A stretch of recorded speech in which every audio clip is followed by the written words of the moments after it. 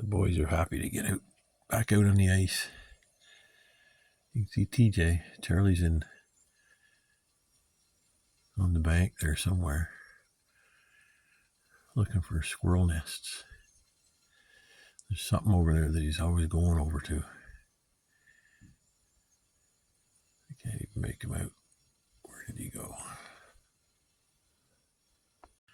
There he is. There's TJ.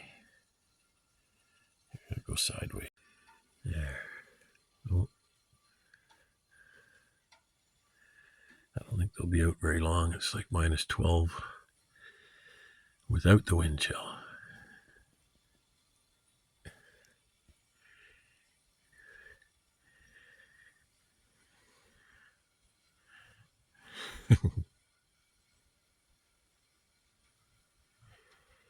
Best buddies, here they come.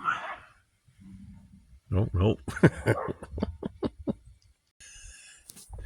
This is part of my my winter chores.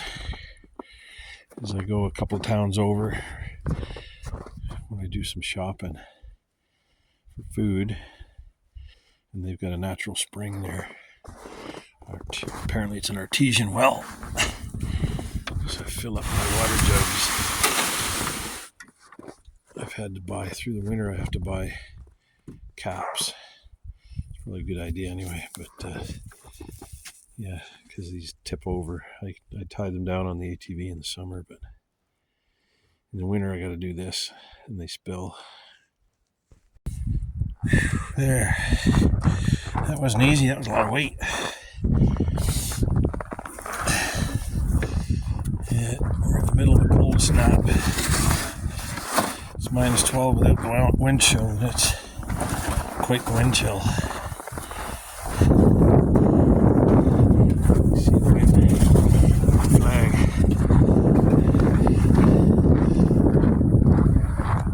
So it's catch-22. If you take the lower trail, it's got all kinds of uneven spots and the toboggan slip or tips. Or if I take this way, it's I don't know if it is, but it seems shorter because I parked the Subaru up at the top of the trail, or the top of the driveway.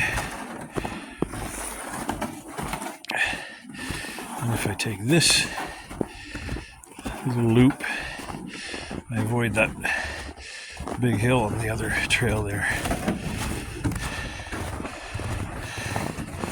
See, this is the way I brought the water down. It's just a little tricky when you hit the hills.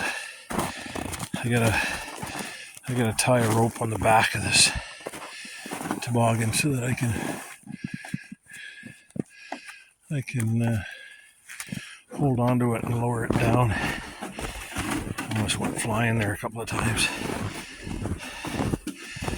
I was going to take the boys for a little hike around the pond. It's frozen again, but it is windy. I think I might bring them up here instead after I cook a pizza. I don't think I have room for it in the freezer. I bought a lot of meat. They had some good deals on ground beef and pork chops. I had to stock up. I do pretty good. I've become a flyer person. I'm always watching the flyers, and when something I eat comes on sale, I try to stock up on it because everything's so expensive. Dog food's become a real cost. Charlie's eating like crazy lately. He eats as much as TJ, and TJ's twice the size.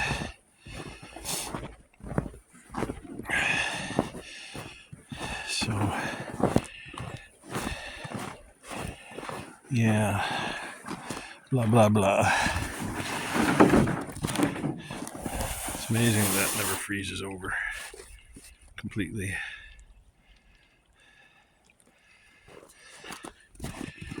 That goes down to where I fill up my water jugs for doing dishes and for the dogs' water. I thought maybe that was one of the reasons why my stomach's been so, my stomach and digestion has been so bad. Maybe I got a bug in the water. But I hear there's a superbug going around that you can't even really treat with antibiotics, so, and it's a stomach bug, so I have a feeling that's what I've got. It'll be 3 weeks in, this is a Saturday, it'll be 3 weeks on Monday that I've been dealing with this, but it is getting better, thank goodness, because it is painful. And this is the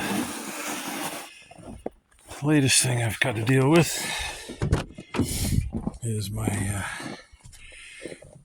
rear hatch stopped working. Of course, it's electronic, you can't just pull a handle.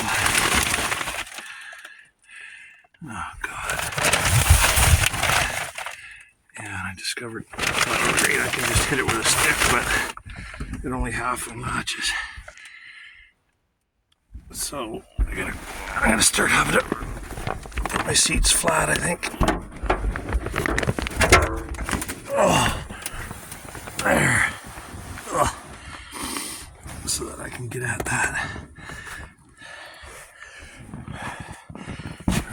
Make a long stick.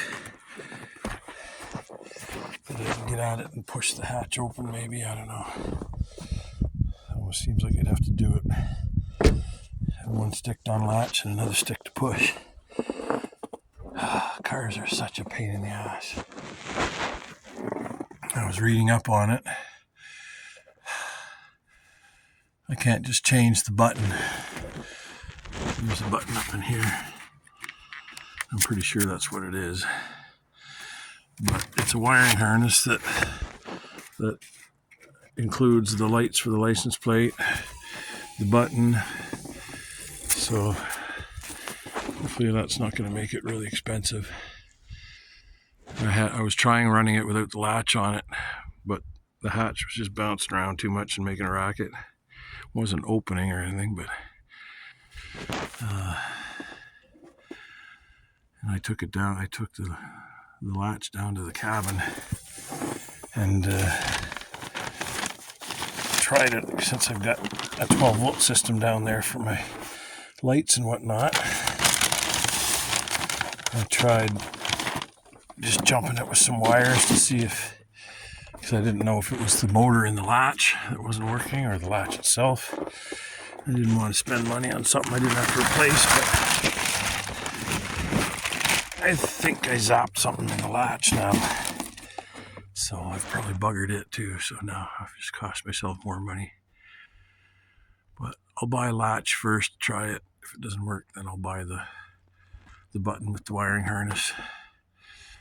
I'm kind of okay with getting a new latch anyway, because I did figure out that I've had a rattle in the hatch that's been bugging me, and that's what it is. It's the latch.